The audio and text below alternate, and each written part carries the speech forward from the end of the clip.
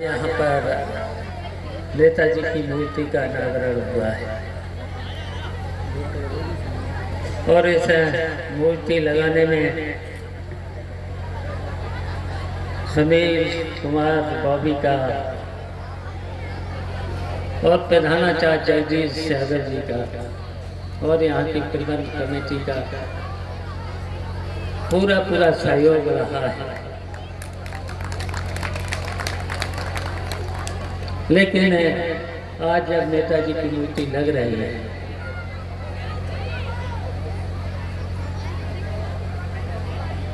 तो हमें बहुत ही दुख भी हो रहा है कि नेताजी की मूर्ति नहीं अभी लगना चाहिए था और मेरे द्वारा उसका अनावरण भी नहीं होना चाहिए था। लेकिन भगवान का जो भी इच्छा होती है, जो इस संसार में आया है उसको जाना भी है। लेकिन इस संसार में जितने भी महान व्यक्ति होते हैं कभी मरते नहीं हैं। उनके विचार, उनके सिद्धांत हमेशा जीवित रहते हैं। तो आज नेताजी के विचार हमारे सामने हैं, जो नेताजी ने किसानों के, गरीबों की और बेसारे लोगों को आवाज को कभी झुकने नहीं दिया। उनकी आवाज को चाहे लोकसभा में हो चाहे विधानसभा में हो, हमेशा उनकी आवाज को, किसानों की, गरीबों की, बेसहारे लोगों की आवाज को हमेशा बुलंद किया है। और हमेशा सर पर छात्रों को से भी याद दिलाना चाहता, नेताजी ने बहुत ऐसे समय पर निर्णय लिए हैं, सच कोई भी ऐसे निर्णय नहीं लिया है। नेताजी ने आज जो लड़के लड़कियों की जो फीस मांग है, नेताजी की देन। कन्या विद्याधन से लेकर के अगर नेताजी के कार्यों को आज गिनाया जाए तो शायद बहुत समय लग सकता है। तो इसलिए हम कहना चाहते हैं हम सब लोगों को नेताजी की जो विरासत है और जो नेताजी के सपने थे, उन्हीं पर चल कर के हम लोगों को उनकी विरासत को भी ऊंचाइयों पर ले जाना। तो इसलिए हम इस अवसर पर आप सब लोगों से यही कहना चाहते हैं।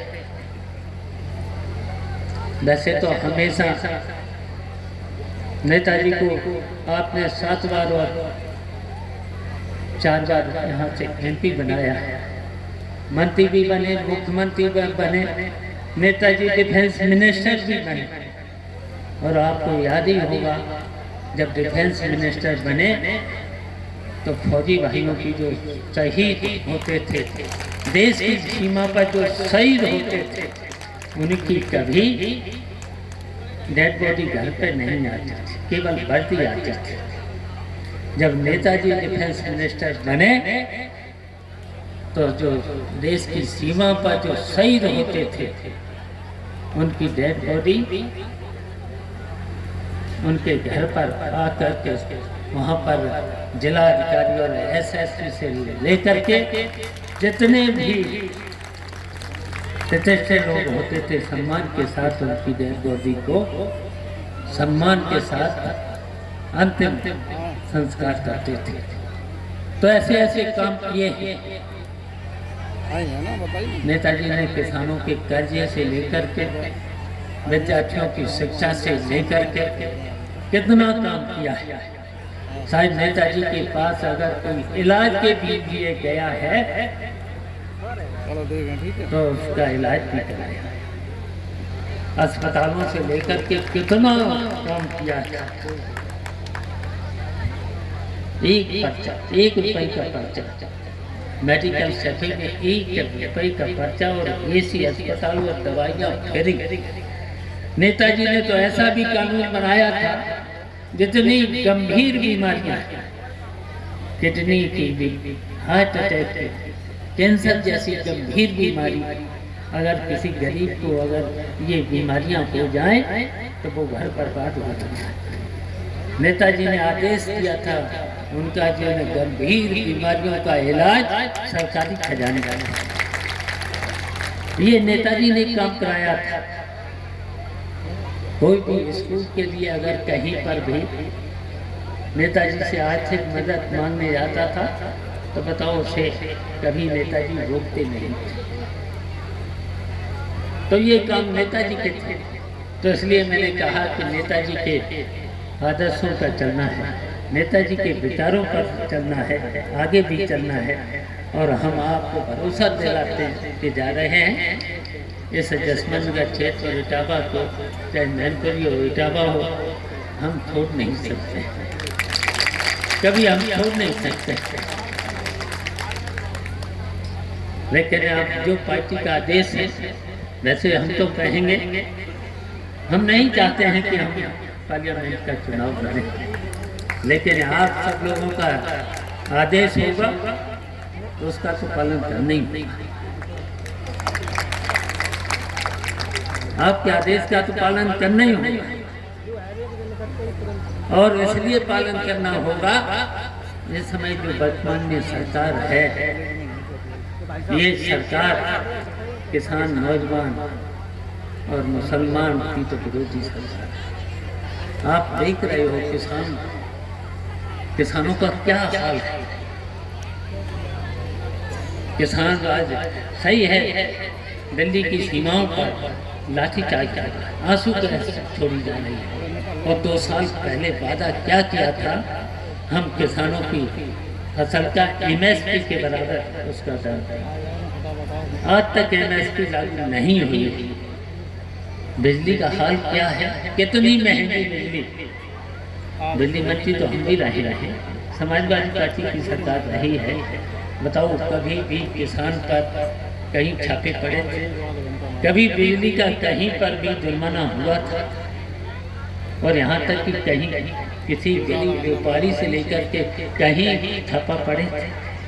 और आज क्या हुआ, मुकदमे के साथ साथ जुर्माने, और जुर्माने के साथ साथ ये सरकार बताओ जेल भी भेज देती है।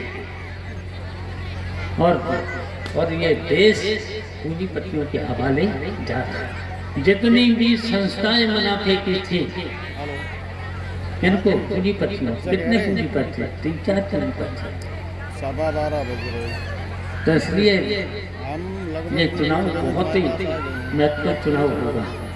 और शायद उसी की वजह से लड़ना तो धर्मेंद्र को भी है, धर्मेंद्र को भी चुनाव लड़ना है। हम तो चाहते थे कि वो वहीं से लड़े और जीतता, ये सही है, जीतता।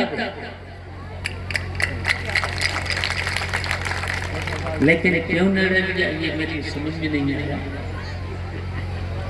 लेकिन पार्टी के आदेश का पालन हो गई। लेकिन हम ऐसे क्षेत्र को, जसमंदगढ़ और जो चौकला, ये क्षेत्र हमेशा चाहे आओ चाहे ना आओ तब भी जिताता था। तो इसलिए हम बस इतना ही कहेंगे कि सब भारतीय जनता पार्टी की सरकार ने बहुत देश का नुकसान किया। अब देख ही रहे हो, सवेरे से शाम तक मीडिया पर सब चीज पर कब्जा कर लिया। यहाँ तक कि संविधान को मानते नहीं, कानून को मानते नहीं। तो इसलिए हम बस इतना ही कहना चाहते हैं कि सब भारतीय जनता पार्टी को आपकी बात हरा देना है और इस देश से हटा देना है। और खासकर हम लोगों की बहुत जिम्मेदारी है, उत्तर प्रदेश के लोगों की बहुत जिम्मेदारी है। हर सीट पर, चाहे मैनपुरी की सीट हो, चाहे इटावा की सीट हो, चाहे कन्नौज की सीट हो, आसपास की सभी सीटों पर आप लोगों की जिम्मेदारी है भारी मतों से जिता देना। और हम इतना ही आपको भरोसा दिला के जा रहे हैं, जैसे 2024 में भारतीय जनता पार्टी को उत्तर प्रदेश से नहीं जीतने देंगे। और जब उत्तर प्रदेश से नहीं जीतेगी तो फिर दिल्ली में सरकार भारतीय जनता पार्टी की नहीं बनेगी। और जब भारतीय जनता पार्टी की सरकार नहीं बनेगी तो बताओ बिजली वाले छापे मारेंगे, फिर जुर्माना होगा, फिर सस्ती बिजली भी मिलेगी, पानी भी मिलेगा, किसानों को कोई परेशान नहीं करेगा और सबकी सब सुविधाएं मिलेंगी। और हम नेताजी के आदर्शों पर चल करके आपके क्षेत्र को मजबूत करने का काम करेंगे। कहीं पर भी आपको आजकल क्या हो रहा है, पुलिस और तहसीलों में क्या हो रहा है, महंगाई कहाँ जा रही है, बेरोजगारी कहाँ जा रही है और भ्रष्टाचार, बताओ थाने और तहसीलों में कोई बिना पैसे के काम हो रहा है। इतनी लूट और इतने झूठे भारतीय जनता पार्टी के लोगों से कोई झूठा, कितने झूठे लोग हैं, इनसे झूठा कोई हो सकता है?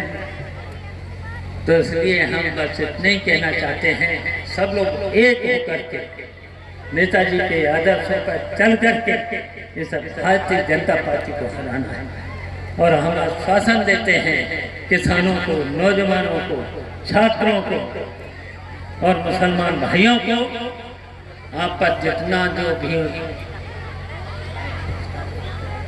जुल्म हो रहा है वो फिर नहीं होगा और सबको सुविधाएं मिलेंगी।